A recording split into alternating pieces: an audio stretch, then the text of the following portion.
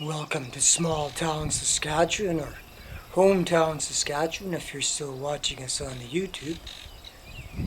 It's early Friday evening, May 29th, 2020, and we're in Corning, Saskatchewan.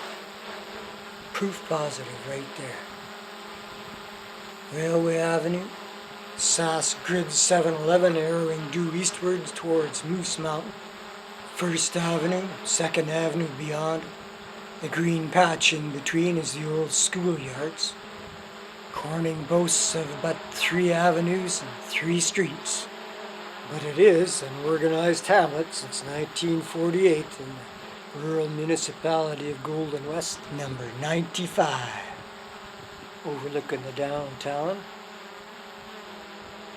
The railway station stood on a gravel patch to the west of Railway Avenue there, and the elevators stood on a siding to the west of that. Here's maybe a better view. CN built the station in 1925. It was a third-class station, 2 stories high, at mile 14.4 from Peebles, and was removed at a date unknown. And there you can see where the elevators stood. The British America Company, United Grain Growers, and McCabe built the elevators at Corning in 1924, 1925, and 1929 respectively. The McCabe was the last to close by the United Grain Growers in 1993, and the other 2 closed in the 80s. And looking south over the shoulder of Moose Mountain towards the spillways that drained glacial Lake Regina a few thousand years ago. They say this is mostly all ridged moraine in through here. Looking due west along Township Road 120, also known as Sask Grid 711. Osage is 27 miles away over on Highway 33. And looking almost due north along the alignment that Canadian National built through here in 1924. They were going to connect Peebles on the Brandon Regina loop to the literary line at Lampman. About 55 miles to the south, they only laid 22.3 miles and called it quits and named it the Corning Sub. Service was discontinued on the line in 1981 and was abandoned in 1989 and stripped out. And the old school site. That doggy doing a little bit of investigation there. Don't worry, I've got a bag in case.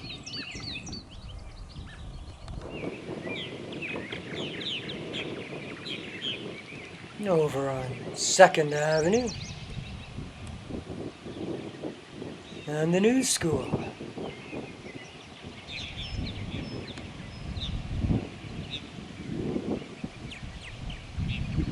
With which looks to be a newer, larger gym. Looking north along 2nd. There was 77 folks living here in 1969. 43 come 2006. On the corner of Railway Avenue and Main Street. And this is Main Street, and it's kind of tore up.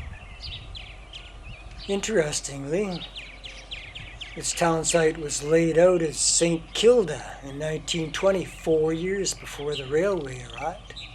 Who laid it out and why? And why the name was changed, I don't know. The first post office in this area was the rural P.O. of Glenada, which W.H. Burnett opened on September the 1st, 1909. A.G. Olmsted closed it on March 31st, 1925, and the next day, J.A. Milnes opened the Corning post office on the town site.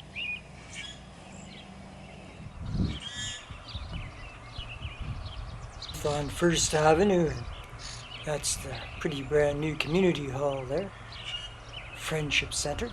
Should mention another rural post office in the area, that of Glenwary, which James Graham opened on the 1st of April 1909 and closed it the following June 17th. It's got a lumber yard, wow. Good old co-op. Now it looks like somebody needs to make a little trip to the co-op.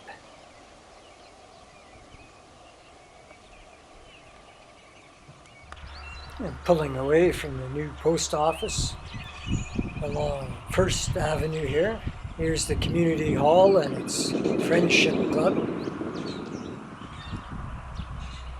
And there's the curling rink. Strangely, I found no church in Corning.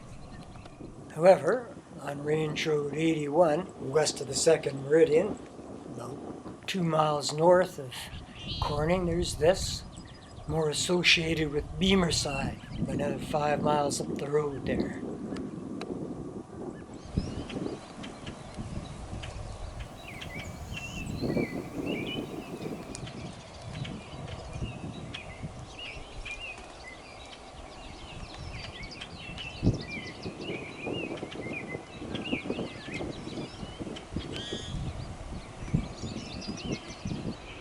Corning, Saskatchewan.